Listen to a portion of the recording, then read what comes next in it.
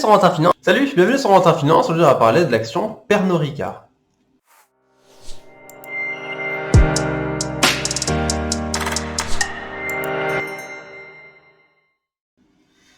Alors, pour ceux qui suivent cette chaîne, vous savez à peu près mon avis sur les valeurs de croissance, puisque Pernod Ricard, pas besoin d'être un analyste financier de génie pour voir que c'est une action qu'on pourrait classifier dans les actions de croissance.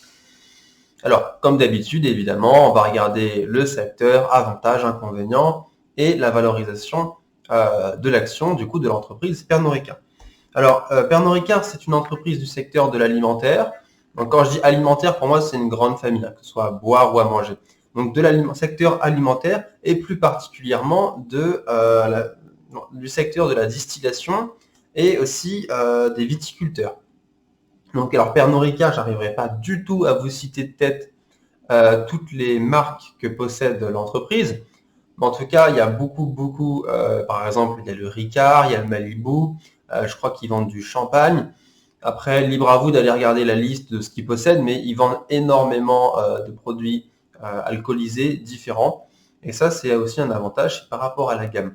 Alors, toujours un petit avantage que je veux rajouter, que j'ai pas noté ici, mais qui s'englobe dans les avantages, le fait que ce soit le leader mondial du vin, eh bien, il y a aussi un autre truc qui conforte ça, c'est la répartition du chiffre d'affaires. Donc ça, c'est toujours quelque chose qui est intéressant à regarder.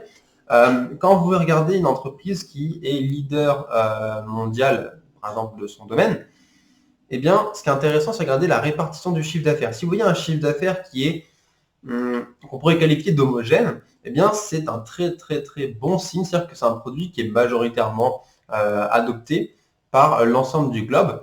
Alors que si c'est un produit qui est plutôt axé marché européen ou marché américain, on peut y voir quelques faiblesses. Là, on voit que leader mondial plus une répartition géographique qui est complètement homogène, ce qui fait une place de leader qu'on pourrait nommer même d'incontesté. Vraiment, c'est une entreprise qui est très bien établie.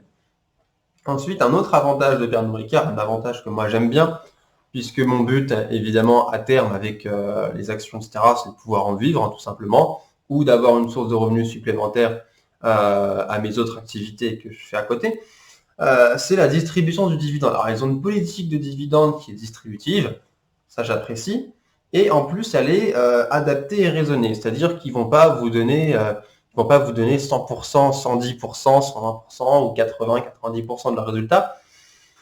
Il y a une petite part qui est assez conséquente des bénéfices qui est redistribuée aux actionnaires et le reste est conservé par l'entreprise pour tout ce qu'une entreprise peut faire avec des bénéfices conservés, augmenter les equity, etc. Autre point positif, c'est l'argent des actionnaires. Il est très bien valorisé. C'est-à-dire que j'ai toujours cette image du billet qu'on met dans une cheminée. Bien voilà, là, c'est pas, on crame pas vos billets, on les fout pas à la poubelle. L'argent de l'actionnaire est bien utilisé, il est créateur de richesse. Voilà, cherchez le terme. L'argent des actionnaires est créateur de richesse. C'est toujours valorisant de savoir que l'argent est toujours bien géré. Et dernier point positif pour Pernod Ricard, moi je trouve que l'entreprise a de bonnes marges d'exploitation. Donc ça c'est toujours un point positif. Plus l'entreprise fait de bonnes marges, plus déjà c'est intéressant parce qu'elle gagnera de l'argent. Et autre chose que je vous ai pas forcément dit dans une vidéo, je ne sais plus, donc je vais quand même le dire maintenant, c'est pour moi une entreprise, plus elle a de bonnes marges, plus elle a un avantage concurrentiel par rapport aux autres entreprises. Donc ça aussi c'est quelque chose qui m'intéresse beaucoup. Alors après il y a aussi quelques inconvénients à Pernod Ricard. C'est la présence d'une dette qui, pour moi, ne devrait pas être aussi forte que ça.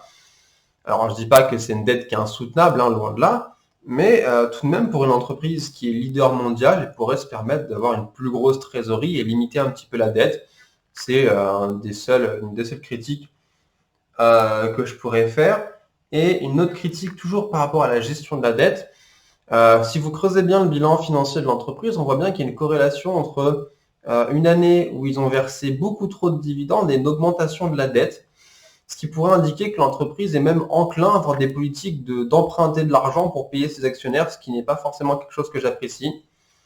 Mais après, voilà, il faut toujours creuser un peu plus le bilan pour voir d'où vient ce genre de modification du bilan.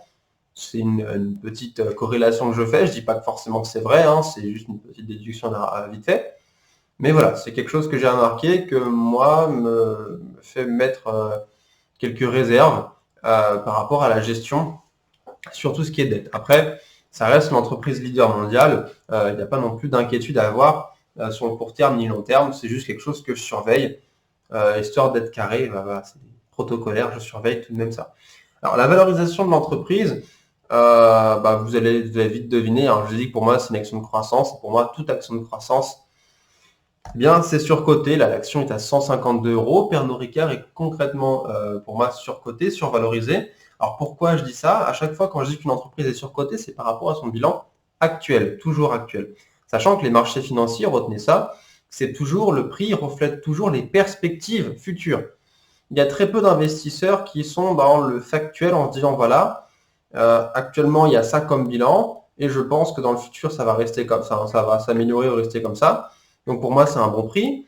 La plupart sont dans les perspectives futures, mais ce qui fait que ça gonfle les prix. Les prix sont une anticipation du marché qui n'est pas toujours réelle. Hein. On a bien vu, pour ceux qui regardent un petit peu les théories économiques, certaines personnes pensent que les marchés financiers sont efficients.